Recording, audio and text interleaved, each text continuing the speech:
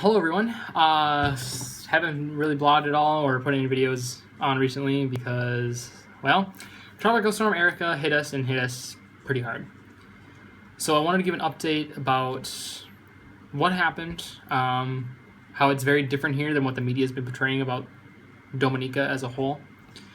And I also wanted to address, sorry in advance for me wanting to vent a little bit about some of the things that have gone on for the school. But there was a lot of problems that went on with the school, basically on how they handled their response to the storm. So first off, let me start by saying we are fine. I'm fine. My wife is fine. Every student who is in this area, and even some of those who are down in Rousseau, are accounted for. Everyone who is on this island is fine. Sure, there's some emotional damage from the stress of things, but physically, we are all fine. We are virtually unscathed from this storm. Pretty much the storm hit Wednesday evening. It started coming in, and Thursday throughout the day was a storm.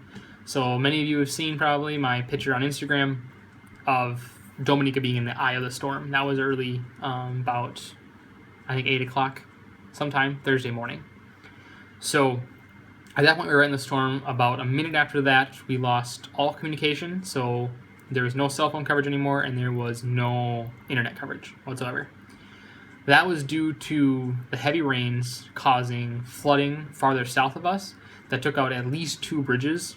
Along with those bridges, they took out some of the infrastructure for both the cell coverage and the internet.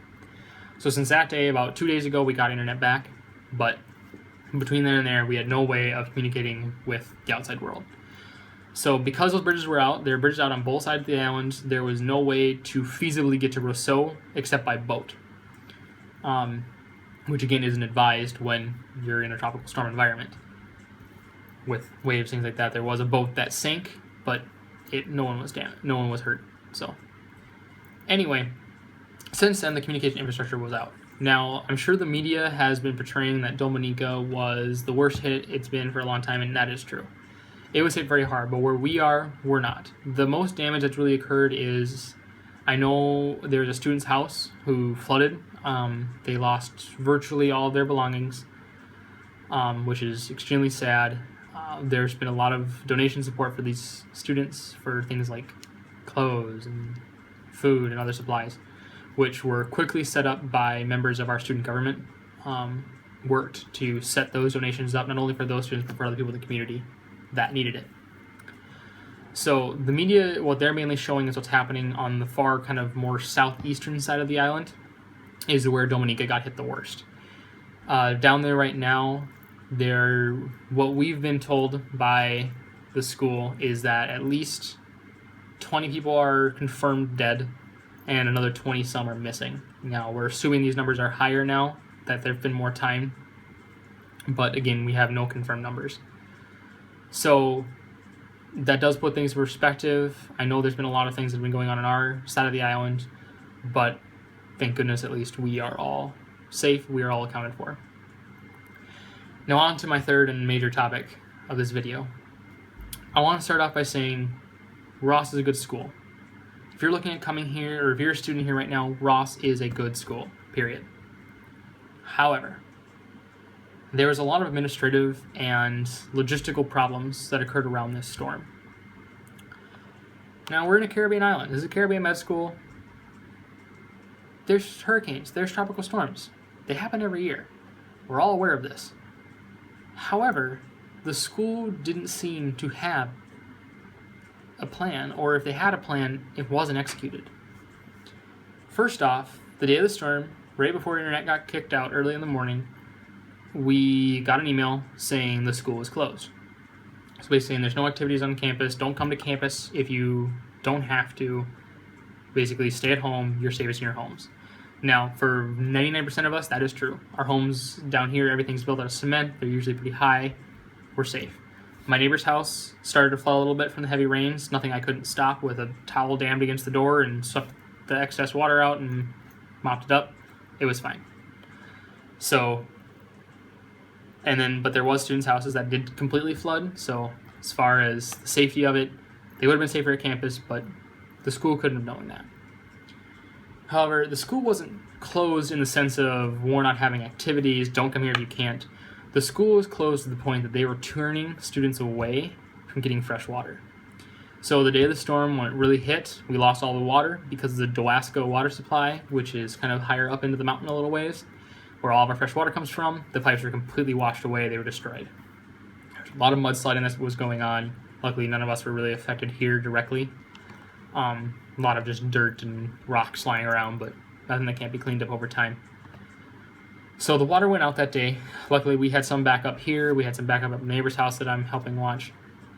And so we were okay. But there were a lot of students. One of my friends from Minnesota who got down here, he arrived the night before the storm really hit. He was actually excited to see the storm because he likes those things. But he had no fresh water in his apartment. He still hadn't been able to get any Dominican, what's called the East Caribbean dollar money yet, because banks were closed, and since the internet went out, there's no ATMs, there's no banks, there's nothing. So he had some empty jugs for water. He brought them to the school. After the rain was starting to die down, the school literally turned him away and said, "You are not allowed to come on campus. The school is closed." Now, there had been someone there to tell him the school was closed. There was some security individuals who were already at the school. There was a security individual at the school, one of the heads, who made the decision to close the school. We were told eventually that the school was closed that day because the Dominican government advised Ross to close its campus. Now, I completely understand not wanting to have activities and bring people who maybe couldn't make it to the school because of the bridge outages or just because of the sheer amount of rain to come to the school. That's completely understandable. But there are people staffing the student center, which the student center is a Category 5 hurricane shelter. How are we supposed to use that hurricane shelter if we're told to go home without water, without communications to anywhere, and that it doesn't make any sense at all? So that, to me, is one of the most appalling things that have ever happened in my education career. We're here to be doctors. We've taken an oath to say, do no harm. Is turning people away from getting fresh water when they need it the most doing no harm? Or is that actively seeking out harm? It's promoting harm to those individuals. My friend from Minnesota was luckily able enough to find a vendor who was still open, able to use a combination of both whatever money he had left from Barbados and U.S. currency to get some fresh water that day. Luckily, the next day the school was open. The school has many, many thousand-gallon tank of water. It can last for about 3 weeks steady with moderate use for all students on campus. So since there was a very reduced amount of us here, a lot of students were home on break, it was fine. However, it's still an extreme wrong. We shouldn't be refusing fresh water to anyone, no matter what, no matter the conditions. If it is feasible to do in any shape, manner, or form, it should be done. The other huge problem was communications down here. Once our internet went out, there was really no way for us to communicate, even with Rousseau. We couldn't get to Rousseau by car. There were students who were stuck a little farther north of Rousseau. They had gone there over break to relax, go to a nicer place on the island. So we had no idea if they were okay. No one had known if they were accounted for until several days after the major storm. So we were told the first day after the storm, there was a town hall meeting. They had a town crier go around and tell everyone, meet here at this time. We're going to have a meeting to figure out what we're going to do from here. All students, we all brought our IDs, we all scanned in, and we're told that once we scanned in, the next day, they were going to get contact via satellite phone to either Miramar, which is the base in Florida, or the New Jersey home office. And then from there, they would contact all of our emergency contacts, so family, things like that. When I was able to contact my parents 2 days ago, when the internet finally came back, they had never been contacted. Not once. There were phone calls on our phone at home that just said a number from Florida. My mother finally called it back, thinking that it might be something related to Ross. and was put on hold for hours. She finally got a hold of a person who would not confirm my actual safety. They only confirmed that my ID had been scanned. They had no information about my wife, never gave any of her family confirmation that she was safe, even though I explicitly asked the people who were scanning our IDs if our spouses needed to scan. And they said, oh no, if you're here, then we'll tell their family that they're also here because you've accounted for them. Wasn't the case either. Not only was that phone call that my family received just one random phone call, they left zero message and did not reattempt to make another contact until about less than a day before I was able to make contact. So during this period of time, my family is seeing the images put on the media of all these people dead, all this damage, assuming I'm probably in the same boat. They never told them that Ross University is okay. No one ever told them that. My family was extremely upset when I was finally able to call them, and extremely relieved to know that me and my wife were safe. We were able to contact our families and put them a little bit more at ease. What bothers me the most with the situation is not only were we told that how the communications were going to be done, we were told that our families had received the messages and we would be receiving messages back from them. This was not only the case, this was a blatant lie. Our families were not contacted. We were confirmed for several days that our families, oh, don't worry, your families have been contacted, it's fine, they know you're safe. They didn't. When I finally was able to get Facebook back, I looked around. There are people who were posting on pictures that students had put on before the storm. I'm so-and-so's mother. Do you know that they're safe? I'm so-and-so's sister. Do you know they're safe? My sister-in-law was looking around trying to figure out if my wife was okay. No one knew. She was having to post on Ross's Facebook page, Ross's Twitter feed. No one would confirm it. They would just say, oh, we're working on it. We're working on it. I was told during orientation, first time I got here, that this school has our back. No matter what happens, Ross is here for us. Not only did they turn students away when they needed water, they lied to us. And I don't care how they want to administratively go about saying, oh, we had a process in place, we had a priority system of who was called first. No.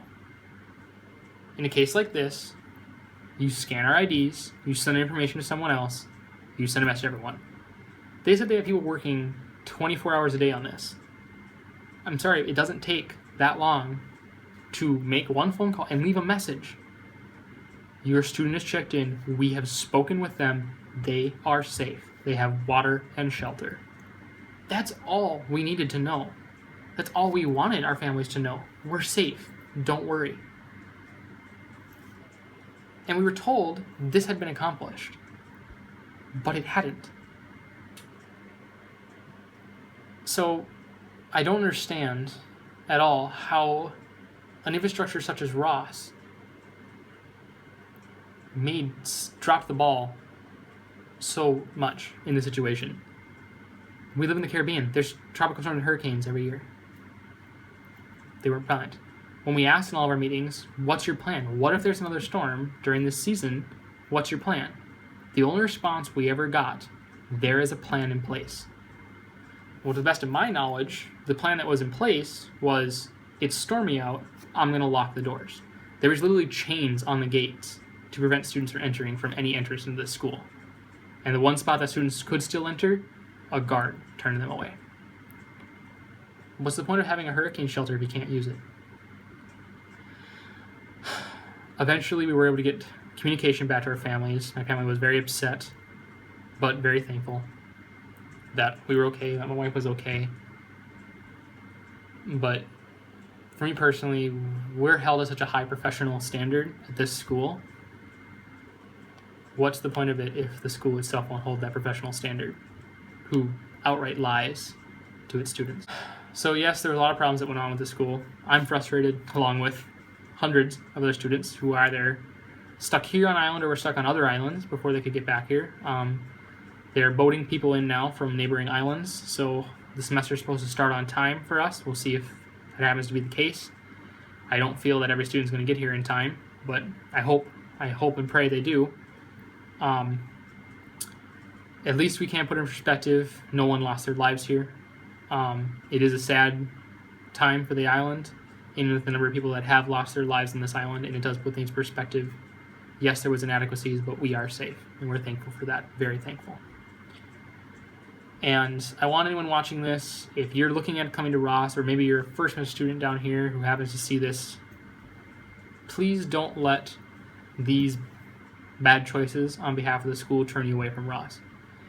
My time here has been a good time. I have enjoyed Ross. The education has been good. It is a good setup down here. I just really want this message shared that there needs to be a reform. There needs to be a plan in place. There needs to be a plan that allows for the safety of our students during the storm. I don't care how bad it is outside. We need to be able to get somewhere that is a guaranteed safe place with water and a strong shelter. We didn't have that during this storm. The students whose apartment flooded, when I spoke with them, they were literally outside for around an hour before they were to find someone who had a place to let them in and stay. Because when they came to the school, they were turned away. So please don't let this put a dark cloud over this school. This is a good school, as I've said multiple times, because I do like it here. But please, share this video. Let people know that there does need to be reform in the administration. There needs to be a direct plan put in place. As soon as this starts to happen, A, B, C, and D happen. We put the school on skeleton staffing. You allow students to get water. You allow students to stay in the student center if they do not have a place to stay, or they don't have power, or they don't have water, whatever. It's called the student center. It's for students. School is for the students. I understand. Don't put anyone's life in danger to get to the school to staff it. We're all adults. We can live in an environment without full staffing to make sure that we're being well behaved. We are adults in here. We are professional medical students. Finally, I just want to say thank you for all the people back home who gave a lot of support, a lot of prayers for this island, for all of us down here. Please, if somebody you know doesn't know that we're safe, let them know. We are safe. Your loved ones are safe. Everybody's fine down here. Students are arriving right now, every day. The school is starting to pick itself back up. And thank you for watching. Thank you for your support. Feel free to share this video, to follow my blog, whatever you want to do. Again, thanks for watching, and talk to you soon.